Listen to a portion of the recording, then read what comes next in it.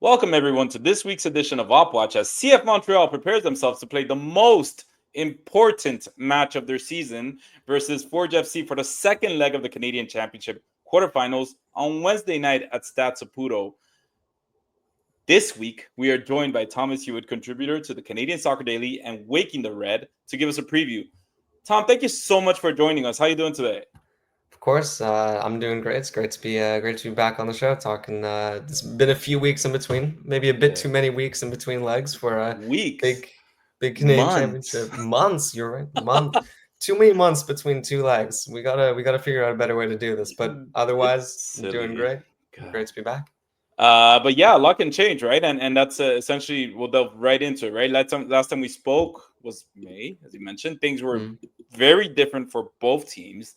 CF Montreal has pretty much little to no chance at the playoffs in MLS. They're bottom of the table with 3 wins in MLS so far this season. The fourth win was against Toronto FC in the Canadian Canadian Championship. Um, what's up with Forge? They can't seem to lose. I was looking at their, they just don't lose. Yeah, it's funny with Forge. It's crazy because back when we first chatted, it was they were obviously undefeated as they still are in the league and cup. And I was thinking, well, this is a really good start for Forge, like great form in the CPL, and even though they've been in great form, back then they were actually looking like maybe it hadn't even been their best year and some of their best football, but right now they're playing some of the best I've seen them. They're getting contributors from everywhere. Even with a couple of their stars, Tristan Borges and David Chouanier, they've been injured for quite a bit and just finding their way back in the team now. But Forge, they're finding new contributors offensively, still undefeated and getting really close to the top of the table. And they have a huge week coming up because it's this game against Montreal, and then again they're going up against Atletico Ottawa on the Saturday. Mhm. And whoever wins that will go top of the table in the CPL. So a huge week for Forge, and in terms like form wise, they couldn't have asked for better circumstances. They're in amazing form heading into this. Yeah, exactly. And I saw, like I mentioned earlier, they don't seem to lose, but they're also second in the table, which kind of doesn't make any sense to me. But that goes to show how competitive it's right now in the CPL with those two teams. And you said it. With that said, because now you actually added something to because we're so focused here with CF Montreal, we don't really know exactly what's going on in every league. Now, CF Montreal just played Inter Miami. That was the Mm. biggest game of the season for the fans. I'm not talking about the club, for the fans, because it's Lionel Messi coming into town. But they were obviously prioritizing this game on Wednesday. How is Forge FC prioritizing, like seeing this game, approaching this game, knowing that they have that important game also on Saturday? I think for Forge, one thing that I've kind of noticed with them is like they at any chance they get to roll out like a top an A team essentially for the starting 11, they will try to do that. I mean, it's how part of why they've won so many games is that their stars are very durable players. They had a game against Vancouver on Saturday. It was strange scheduling, the only CPL game of the weekend, and they got business done. They've kind of found some new guys have come back from injury, prominently Maliko Olabibelu, who came back from injury recently, so that added another center back into the mix. And yeah, not more kind of prospects too coming up. So I think for them, they're going to approach this with as much firepower as possible because it's just something they do every week, and as much as that'll add up for the players. As the season goes on, Forge is no stranger to playing a lot of fixtures in a year. I think the only major change on Saturday they made in preparation for Wednesday was taking out Jassim Kalelat in goal, giving him a day off, which I think is his first day off of the season, and they started Dino Bontis in net. So other than that, there's not too many people who I think you could say maybe Noah Jensen coming in starting in midfield kind of gave a break to Mo Babuli. But other than that, I think Forge is going to just keep rolling out the same kind of top tier The big 11. guns, the big Yeah. guns against CF Montreal. Exactly. Now it happens. It seems to happen every single year when CF Montreal goes into Canadian Championship. Forge FC is not easy. They give CF Montreal a headache every single year. Um, is there a real rivalry between these two clubs? They're not even in the same league. They see each other not so often. But is there? Do you think there's a real rivalry between the two? I think there definitely is, or at least there's like the history now to kind of up the ante in these games, and they sort of become more like grudge matches too. And I think especially for some of the players on the Forge side, beating Montreal last year after a few years of being touted as a team that could, but just didn't get across the finish line against them. I think that was really important for their group last year to be able to kind of overcome that. I think with Montreal, we see the coaching turnover, player turnover, maybe prevent some of that year to year kind of one-on-one little matchups that you might see in a rivalry. But I think at least from the Forge perspective, last year winning was so big for them, and it really showed them that like this can be a rivalry because like we can make it competitive, and obviously they won the first leg. So I think I think it is fair to say it is a bit of a rivalry, just because of how familiar these teams are with each other, and how now we're starting to see not just one team winning all the matchups. Now, I know you already touched on it a little bit when you said that Forge FC was bringing their big guns into the game, but many, including from CF Montreal's side, many, including Gabriel Gervais, the CF Montreal president, if you want, have named it CF Montreal's most important game of the 2025 season. Those are not his words. I'm saying it. He said in his own very politically correct way, he said CF Montreal's priority this season is to win silverware, right? And Mm. as I mentioned at the top of the show, um, yeah, they're not doing it in MLS. So this seems to be their only chance to win any kind of silverware and give themselves a chance in the future. Um, how important is this game for Forge FC's season? Because, like we mentioned, right, they're between second and first place, um, in their own league. But how important is it for them? Are they seeing it as important as CF Montreal is?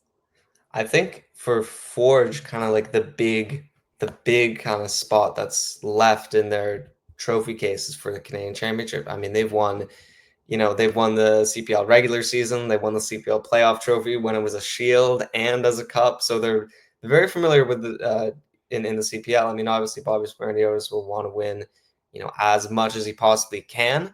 But for them, I mean, the Canadian Championship is really kind of that last big coveted trophy that they haven't managed to get. And I think last year they had a really good chance, then missed out on the final because of away goals to TFC. So I think for them this is it won't be the biggest game in their season because they are a playoff team. I'm very confident they will make the playoffs and make a deep run this year again.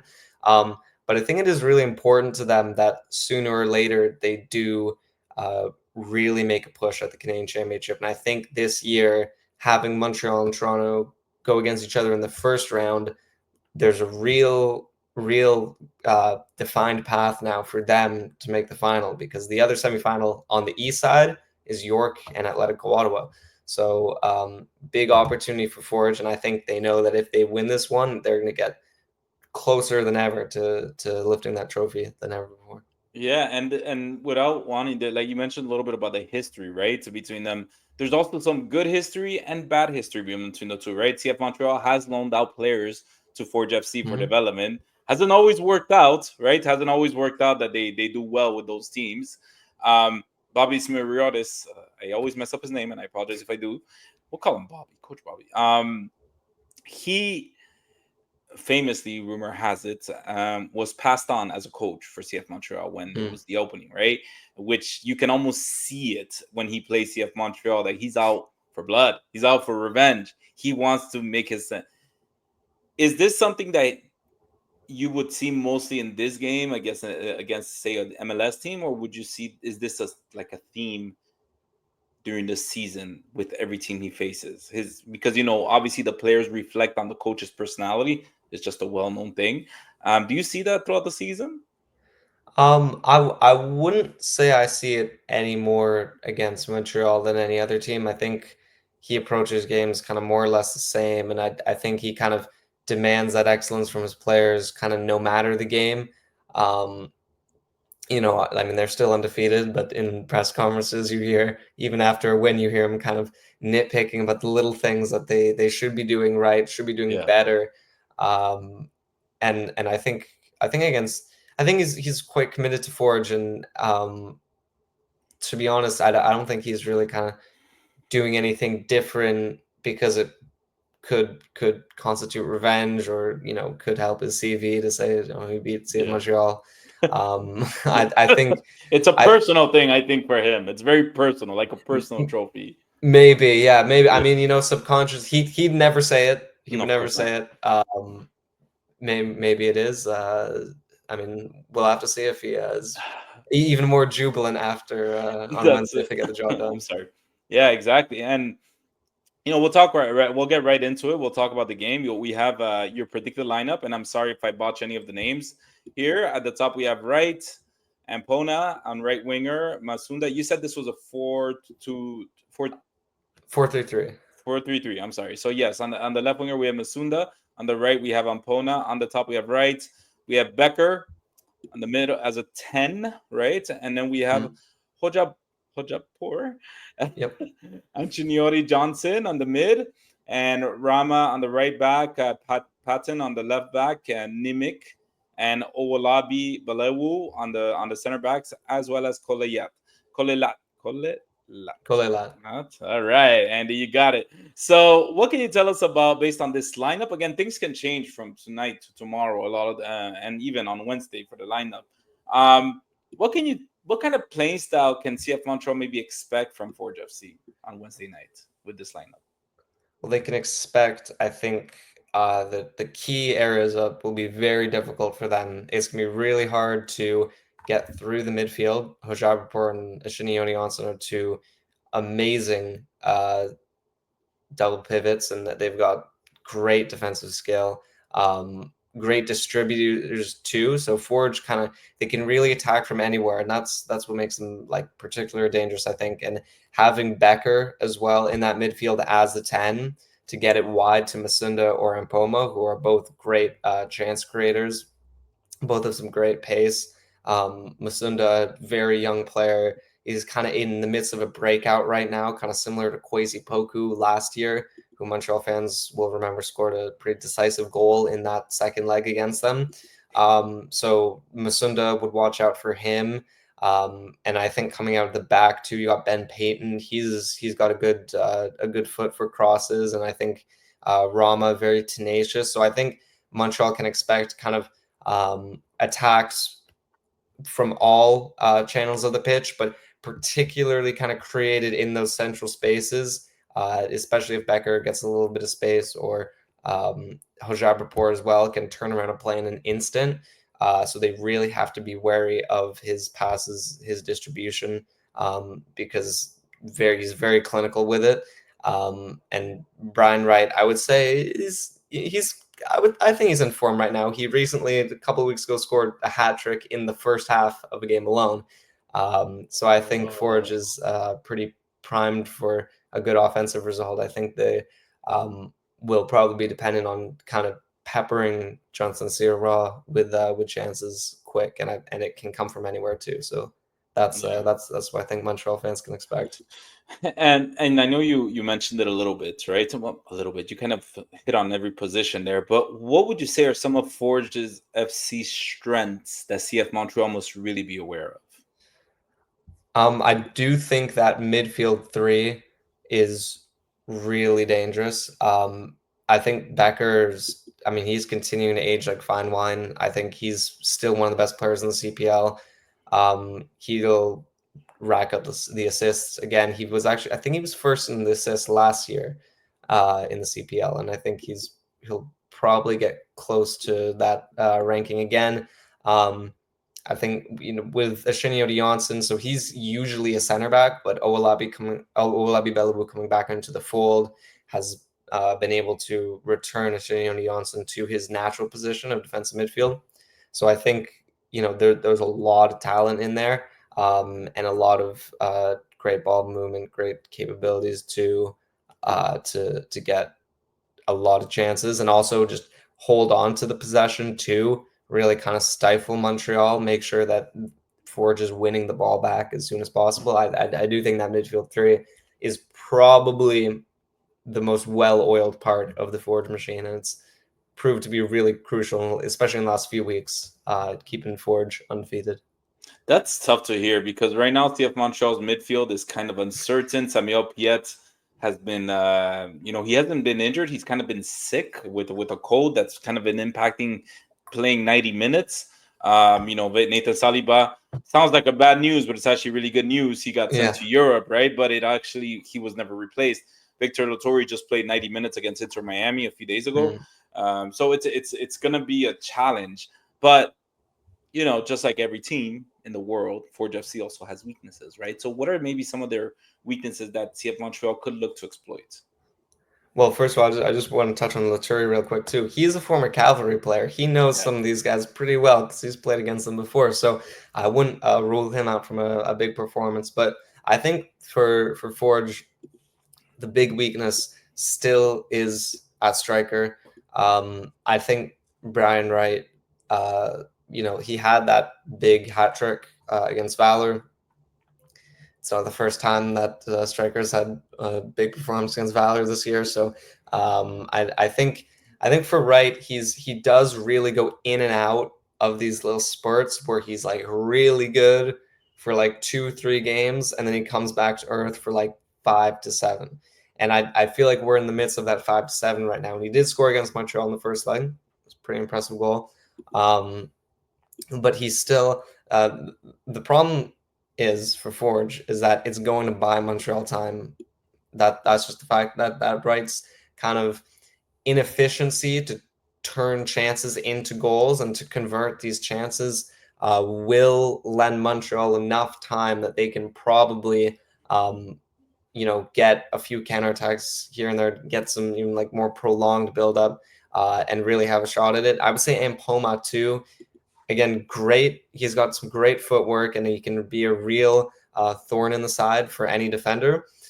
But he doesn't have maybe the finishing boots that you'd want out of a right winger. And I think he probably should have a few more goals this year.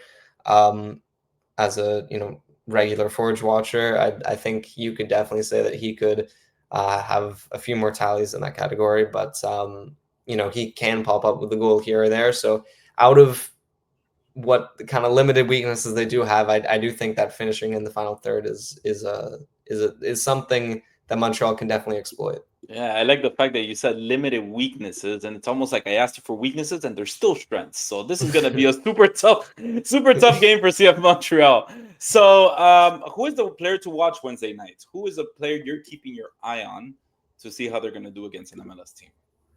I've mentioned him before, Jose Masunda. He's 19-year-old, so he's from the Sigma FC Academy, which has fed Forge some of their best players over the years. This will be his first game against an MLS team. He's been really exciting to watch. He has a lot of talent. He's great. He's a great finisher. He can do it from long range too. We've got a lot of hustle in him too. Not afraid to track back. Not afraid to get really stuck in on defense. And I think he knows that he's got to kind of keep pushing himself to keep his position. Obviously, Tristan Borges is coming back from injury. Mobile Booley as well is going to be in the mix. And I only said I didn't think he was going to start because I do think that Smirnios will give it to Ampoma on the right wing, or not do kind of like a 4-4-2 box. So I am looking forward to seeing Masunda. Hopefully he does get a start, and I wouldn't be surprised if he comes through with a big performance. I mean, these kind of games against MLS teams, it's easier to play kind of, I think, as a youngster where you don't really know what to expect. So you kind of just play your game as opposed to trying to be kind of contained in maybe a more like broader tactical vision. Yeah, well, I think the Forge FC players, young or old, they have to understand that the pressure is not on them. Hmm. Besides being up 1-0, who's really feeling the pressure Wednesday night? It's because you have to understand, Thomas, if CF Montreal loses Wednesday night or It's over doesn't for them. score and it stays one, their season is over. Yeah, We're done. talking about the month of July and it's done. They have nothing to play for. We talked about it with Elias in the pod. But anyways, I'm not gonna get into it, Thomas. But so the moment that we all love to hear at the podcast is, what is your score prediction? Most of the time, it's bad for CF Montreal. But what's your score prediction for Wednesday night? I do think, as you Penalties? mentioned, Penalties or no penalties? I don't think penalties. I think it'll be a. I See, if it did go to penalties, I would almost favor Montreal because I just think that they did it before in the Canadian Championship. But I do think it's gonna be a 1-1, and Forge will advance because of the lead in the first leg. All right, okay, fair enough. Tier, but so where do we find you, Tom? Are you in Toronto? Where exactly do we find you right now? Yeah, so I'm in Toronto, so I All regularly right. cover York United, I'll, occasionally go I'll to get Hamilton. I'll get you into it because usually we like to ask our guests what's the best spot to eat while in Toronto. We some Montrealers like to go visit Toronto. What's your spot, Tom? You're starving at night. You're you're like, oh man, and you always think of that one spot that you like to eat where people could maybe go to eat. Okay, that's a good question. I wouldn't say I have like a regular spot. Tim Hortons? No, Per I'm se, just kidding. you know what? It delivers. I'm not even gonna lie. It does deliver when you need it, All right. right? It Very does good. deliver when you need it. There's a place called I think it's called Stock. It's it's on Young Street. It's on Okay. like northern part of Young Street. It's really nice. Went All there recently right. with What my kind of food they family. have, and what's your favorite dish there? Oof. There I had a bolognese. Yes. It's Get pretty it. good. It was really good. They have a lot of stuff though, a wide range of stuff. All right, you heard it here first, man. We got to go visit that spot. All right, Thomas, thank you so much for joining the Ball is Round in this Of edition of course. Op Watch. Where can our listeners find everything CPL? Uh, they can find me on Twitter, Thomas Hewitt at Thomas Hewitt 22. They can find me on Blue Sky. It's thomashewitt.bsky.social. CanadianSoccerDaily.com, WakingTheRed.com for the writing. And yeah, that's about it for now. That's awesome, man. Well, thank you so much for joining us again. And as always, may the best team win.